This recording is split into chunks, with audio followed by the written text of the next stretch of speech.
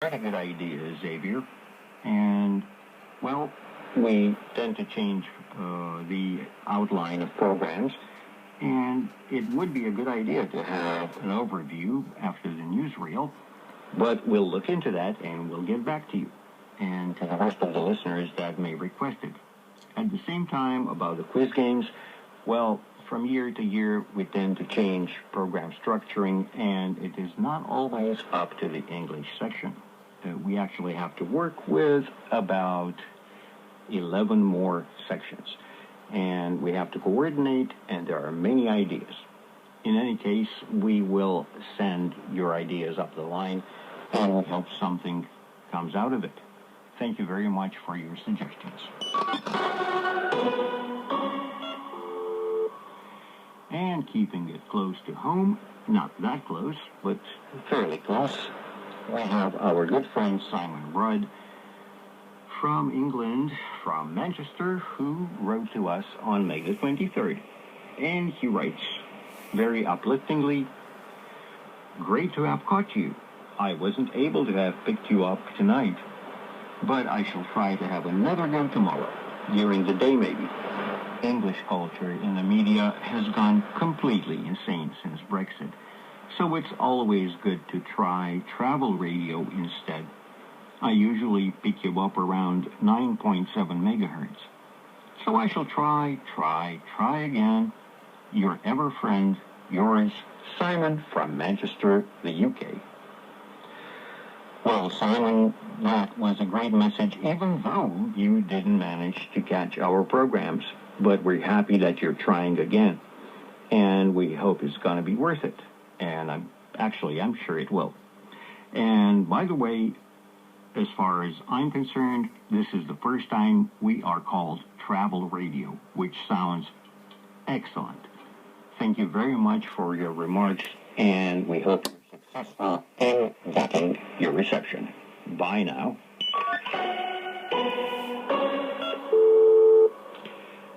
And now, on a lighter note, we go further away on our radio travel to our good friend Chris Malbuth from Port Alberni in British Columbia in Canada.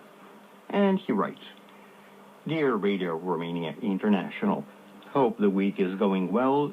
So far, weather here in British Columbia, Canada has been a mixture of hot and cool temperatures, and just started working on a cucumber farm for 6 weeks in Port Alberni. I like it so far. Here is my latest reception report for this week." Well, Chris, that is a great break from everything working on a cucumber farm. Here in Bucharest, it's not so easy because it's basically just, asphalt and concrete, but we're happy for you. And if it's any consolation, weather has been pretty unusual in Romania this spring. It's been mostly cold, especially cold at night, and sometimes quite hot during the day. So, it's, climate change. Thank you for the message, and keep writing.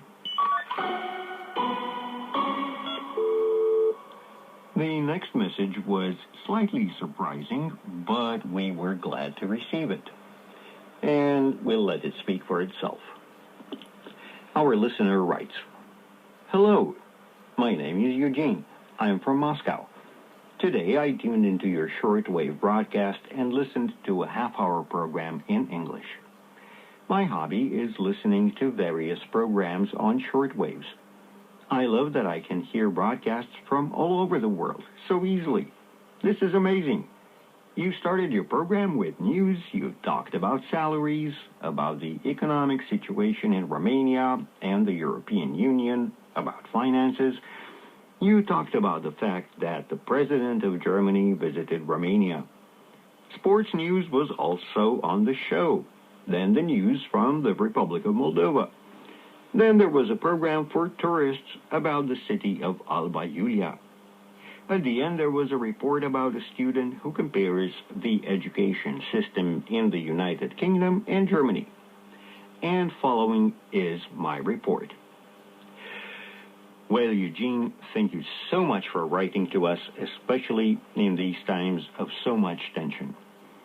What we are happy about is the fact that people can still communicate by radio unimpeded.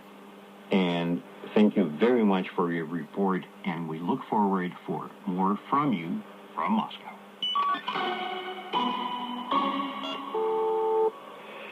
And now for a message from Japan, which could not be missing from an edition of Listener's Letterbox.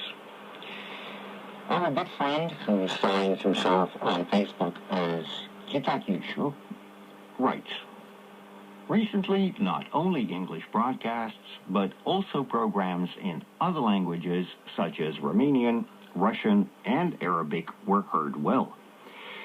I didn't send a reception report, but I record it in my logbook almost every day. I check it almost every day. It's been a long time since I heard it well in Japan. The program before that, French program, was also heard. I am a shortwave receiver enthusiast. It was a recording to get a reception certificate. But my style is just listening. Smiley face. Especially Radio Romania International is one of my favorite stations. I am looking forward to receiving not only English, but also other languages and broadcasts from other countries. I wish for the development of your station and the prosperity of Romania. Well, sir, that is a great message, and it makes us very happy. We wish you good reception, and please write to other language stations as well, especially Radio Romania International if you can. And for our last message, our good friend on Facebook, Howard Sons, writes, thank you for being one of the few national broadcasters still using shortwave radio. I did read that the BBC is reviving some shortwave broadcasts to Ukraine. Well, let us assure you, sir, we have always had a shortwave broadcast to Ukraine, which still goes on.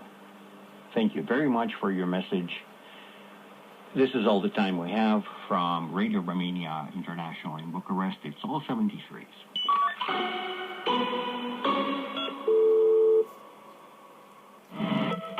Focus on Romania. Coming up next on Radio Romania International,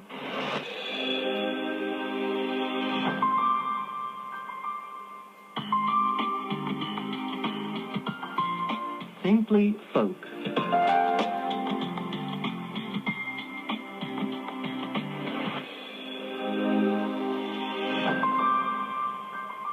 Welcome everyone to a new edition of Simply Folk. Today we will be introducing you to a popular folk vocalist from the region of Bihor, Florica Ungur.